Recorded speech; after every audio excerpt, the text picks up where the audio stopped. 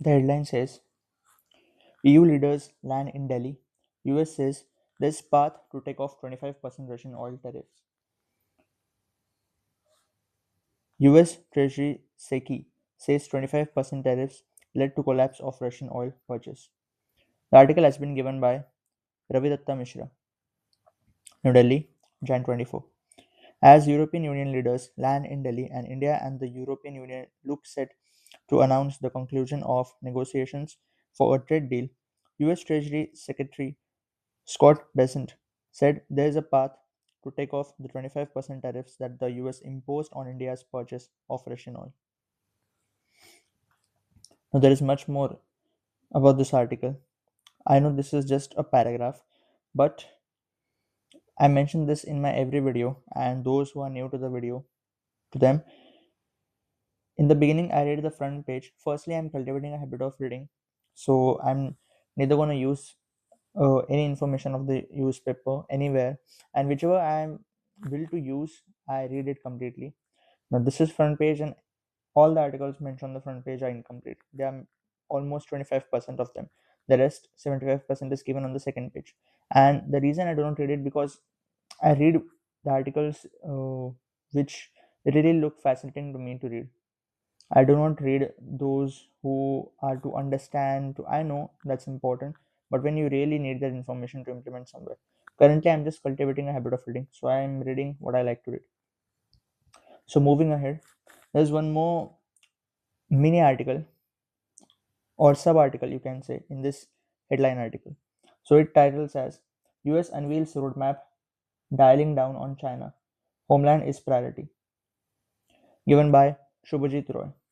I guess yesterday also I mentioned that these two articles are most of the times on the front page. Shubhajit Roy and Ravi Datta Mishra. So the article which I'm going to read now, this has been given by Shubhajit Roy, New Delhi, Jan 24. Taking a softer view on China and not referring to its perennial flashpoint, Taiwan. The National Defense Strategy (NDS) released by the Trump administration Friday pledged as a key priority its dominance in the Western Hemisphere. The NDS 2026, coming a month after the national security strategy, is sharply different from the NDS 2018 during Trump's first administration that had underlined how China and Russia want to shape a world consistent consistent with. And there is again much more about this given on the second page. I try to stop at a full stop, but there was no full stop in this paragraph. Okay, moving ahead. The next title is It's Official, Bangladesh Out of T20 World Cup to be replaced by Scotland. Scotland. If I'm not wrong, this game, cricket, came from England. It was born in England. And now there are going to be two teams from UK. I'm not very sure, but I believe that I'm not a cricket lover. I do respect this game. This game is the most loved, not just game, but it's like a religion in our nation, cricket. So I'm not very sure, but I strongly believe I strongly believe the way in many tournaments, like how in almost in every tournament there is England. I believe in this T20 World Cup also there shall be England. And now, and if England is truly here, I'm just sharing a thought with you guys, like how the origin of the game is in most of or almost in all the tournaments of cricket. Even in this T20 World Cup, there would be England, the origin country of this game. And if it is true, then there are going to be two teams of UK, England and Scotland. This isn't a news given in the newspaper. It's just a thought came to my mind, and I thought it's not a bad idea to share with you all. So this this article is about government to take call on park playing, says PCB chief. Given by Devendra Pandey, Mumbai, Jan 24. The International Cricket Council has informed the Bangladesh Cricket Board that they will be replaced by Scotland for the coming T20 World Cup to be co-hosted by India and Sri Lanka. The ICC's decision came after the Bangladesh government reiterated that its players would not play in India and asked for their matches to be shifted to Sri Lanka. The world body has asked Scotland to prepare their team to replace Bangladesh in the tournament, which begins next month. BCB President, okay, I won't read the next paragraph. Again, it would be incomplete. Okay, the next title is Akola to Shimla Goshala. Youth missing since 2018 reunites with his family. Reunites with his family. Given by Ankita Deshkar.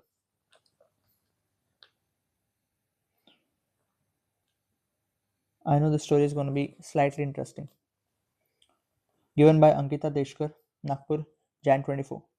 3 months ago, a teenage boy walked into a Goshala in Rampur, a small town tucked into the hills of Shimla district. He was in search of work, something that would give him food and a place to sleep. The Goshala offered him both, along with a monthly salary of rupees 6,000, and Jayesh Borade, 19, became a caretaker at the cot shelter. The Pradhan, chief of the Goshala, Puranchand Sharma, remembers their first conversation clearly. I know this is going to be interesting, but still, I'll first finish the rest of the part of the front page. Now, the next title is High Court Primarily Sentinel Must Be Proactive, Not Wait for Knock at Door, said by Chief Justice of India, Suryakant. Justice delayed is not justice denied, it's justice destroyed. This article has been given by Omkar Gokhale, Mumbai, Jan 24. Calling high courts the primary sentinels, Chief Justice of India Suryakant on Saturday said the future depends on their ability to act as proactive courts and urged them to not only wait for the knock at the door but also must remain alert to systematic failures in the rule of law. The Chief Justice of India also underlined the power of interim relief and said that justice delayed is not just justice denied, it's justice destroyed. The Chief Justice of India was speaking on the topic The Sentinel on Q View Article 226 as the guardian of access to justice at the Fali Nariman Memorial Lecture. Article 226 of the Constitution grants powers to the High Courts to issue directions, including writs, to any person, authority, or government to enforce fundamental rights of citizens. When the law is silent, the okay, I shall not read the statement because it's incomplete on the front and I'll have to go on the second page. I'll read the paragraph which I read last. I believe I should read it again. Article 226 of the Constitution grants powers to the High Courts to issue directions, including writs, to any person, authority, or government to enforce fundamental rights of citizens. Okay. Now, the next and a long article is from the state of Maharashtra. Actor Kamal R. Khan. I have heard that this man is also known, there's also short form. It's not given in the article, but I have heard about this. It's KRK. Those who may not know as Kamal R. Khan, KRK, arrested under Arms Act in shooting case. Mumbai police crack case using drones, audio from CCTV cameras. Article has been given by Mohammad Thaver and Manish Kumar Pathak. Mumbai, Jan 24. The Mumbai police arrested actor Kamal R. Khan, popularly known as KRK, early on Saturday morning in connection with an incident where two bullets were fired at a residential building in Lokhandwala, Andheri last Sunday. He has been arrested under the Arms Act and an investigation is on to find out the reason behind the firing. Dikshit Gidam, Deputy Commissioner of Police Zone 9, said, confirming the development. He was arrested on charges of attempt to culpable homicide and committing an act endangering, endangering personal safety of others in addition to sections of the Arms Act. The incident took place at Nalanda Building in Andheri West on Jan 18. Writer-director Neeraj Kumar Mishra and model Pratik Beth, who stay on the second and fourth floors of the building, respectively, told the police they had heard a sound that was like someone shooting a gun and later found a bullet inside their house. The Oshiwara police registered an offense and began an investigation in the matter. Initially, the case was so open that the police termed the objects projectiles pending forensic verification. Later, the police got confirmation that the projectiles were indeed bullets, albeit of a low caliber, indicating they were relatively less lethal. Based on where the bullets were found, the police began looking at possible locations from where the bullets would have had to be fired for them to land inside the two flats. A senior officer said, "We used a drone to find out the possible trajectory of the bullet and concluded that it came from an altitude and was not fired from the ground." A police officer explained that the search was simplified by the layout of the area.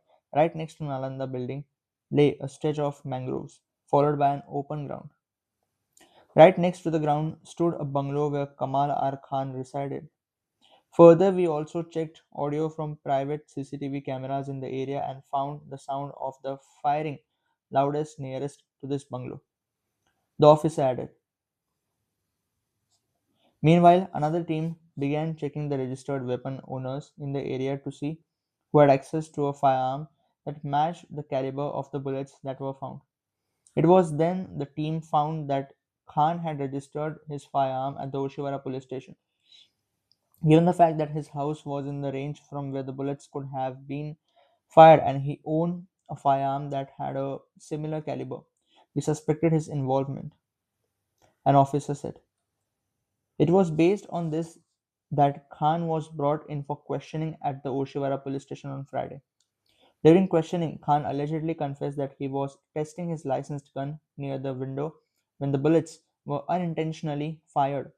The police are now checking if Khan has all the necessary documents for the firearm, which has since been seized.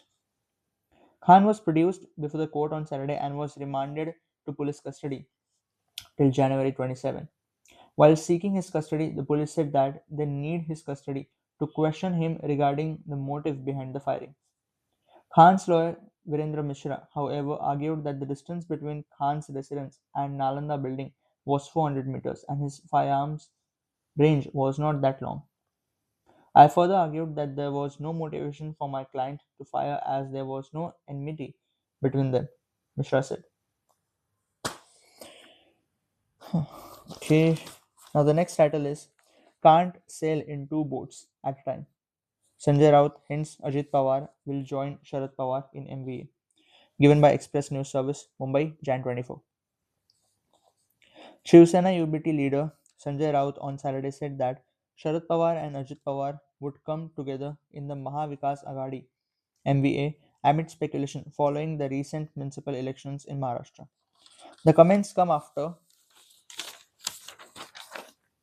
both factions of the Nationalist Congress Party (NCP) were seen contesting the civic polls together in several cities. There is also speculation that both factions may contest future elections on the same symbol, raising questions about Sharad Pawar's future in the MVA. Rejecting any such speculation, Raut said, "Why should anyone think Sharad Pawar will leave the Mahavikas Aghadi? Sharad Pawar is with us. His party is part of the MVA." Asked directly whether Ajit Pawar would have to leave the government, Raut replied, "He will have to leave. You cannot stand on two stones at the same time. You cannot sail in two boats at a time. At some point, you have to choose one side."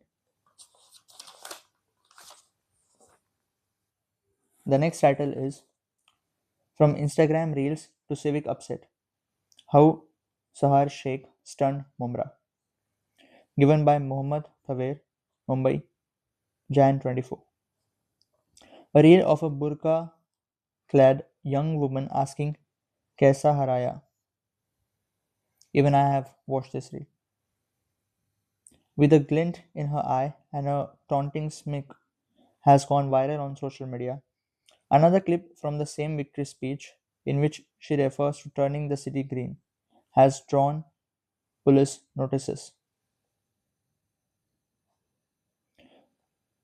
Political backlash and accusations of communalizing Mumra's polity, catapulting, catapulting her into national attention. The woman at the center of the controversy is 29-year-old Sahar Sheikh, one of the youngest corporators elected from Mumra in the Thane Municipal Corporation polls. Contesting on an All India Majlis-e-Ittehad ul Muslimin ticket, Sheikh won from Ward number 30, defeating candidates backed by rival NCP factions in what is considered a, a stronghold of four-time local MLA Jitendra Ohad in the Kalwa Mumra belt, an area with a dominant Muslim population. In her victory speech, Sheikh had stated, even in the next municipal elections, after 5 years, inshallah, we have to give them an even stronger message, and all candidates should be from MIM. Mumra must be completely painted green. The statement led to police complaints being filed against her by BJP leaders. Responding to the allegations, Sheikh rejected the charge of communal intent. I said green as the MIM flag was green and had nothing to do with any religious comment. I'm a secular person and people should stop communal politics. Sahar Sheikh told the Indian Express a day after BJP leaders Kirit Somaya and Niranjan Davkhare filed a police complaint accusing her of indulging in communal politics and attempting to divide people on religious lines. While Sheikh has drawn criticism from both the BJP and parties that describe themselves as secular for her and her father's sharp verbal attacks on Jitendra Ohad, her rise also reflects a broader political shift. A recent entrant into the MIM Sheikh symbolizes the growing political assertion of young Muslims who are increasingly looking for alternatives to established parties and gravitating towards the MIM. This trend was evident in the recent civic polls, where the party won 125 corporator seats across Maharashtra. Sheikh's entry into the MIM came after she was denied a ticket by the NCP-SP, which Ohad effectively controls in Thane. A Bachelor of Management Studies graduate from Mumbai University in 2017, Sheikh comes from a politically active family. Her father, Yunus Sheikh, has been a long-time associate of Howard, who holds a distinctive place in state politics, having been elected three times from a constituency where Muslims account for nearly 44% of the electorate. Yunus Sheikh was part of Howard's inner circle and worked closely with him to build his political base in the constituency. According to the family, it was Ohad who encouraged Sahar to become active in politics. What followed was a sustained outreach effort that combined social work on the ground with self promotion through social media. Sheikh used her Instagram account to post short clips, many of which went viral, helping her build a following of 4.32 lakh followers. In most videos, she is seen wearing a lapel microphone attached to her scarf, appealing to residents to keep their surrounding clean and urging them to not throw do not throw old furniture and mattress into drains. Other clips show her cutting ribbons at newly opened shops, speaking about securing school admissions for children under the Right to Education Act, participating in sanitization drives, and walking along overflowing nulhas, nulhas to draw attention to civic problems and demand action from authorities. However, close to the elections, Sheikh was denied a ticket by Ohad, triggering strong resentment within the family. My daughter was preparing for IAS, and it was Ohad who insisted that she become active in politics. After all her hard work, he had the gale he had the he had the gall to deny her a ticket, and his promoting people at the expense of old supporters like me, said her father Yunus, a local businessman and social activist. It was following this break that Yunus Sheikh approached the MIM just days before the polls. The party, which was looking to expand its footprint in the region, offered Sahar a ticket. Banking on her established popularity on social media and the groundwork done by her father, she secured 12,964 votes. She defeated Rumana Sheikh of the NCP Sharad Pawar faction, who polled 7,665 votes, and Siddiqui Farha of the NCP Ajit Pawar faction, who received 6,057 votes. The police notice appears to have made Sheikh more cautious in the immediate aftermath of her victory. Maintaining a low profile, she is keen to emphasize that she is not a provocateur, describing herself as a basketball player and a makeup artist. Sheikh said, "Earlier, I had an Instagram page dedicated to makeup and lifestyle tips for women, which was popular.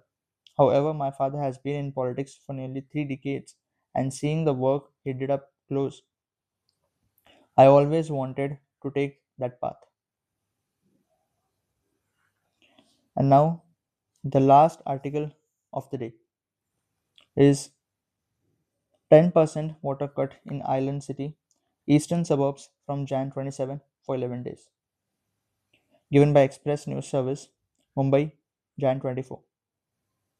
As many as 12 municipal wards in Mumbai's island city and eastern suburbs, which together house nearly 50% of the city's population, will face a 10% water cut for 11 days from Jan 27 to Feb 7.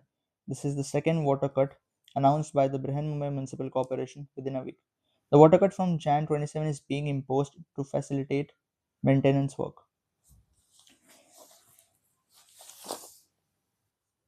Last but not the least, I forgot to read the happening today section of the front page, so I shall complete it. The first paragraph says President Draupadi Murmu will address the nation on the eve of Republic Day. The address will be broadcast from 7 pm on Akashvani and telecast on all Doordarshan channels in Hindi, followed by the English version. The second comes as Finnish Prime Minister Petri Orpo will begin an official visit to China, during which he'll meet Premier Li Kuang as well as President Xi Jinping. Okay, here we finish our today's reading session. Thank you for being till here, and I shall see you tomorrow. Take care. Bye bye.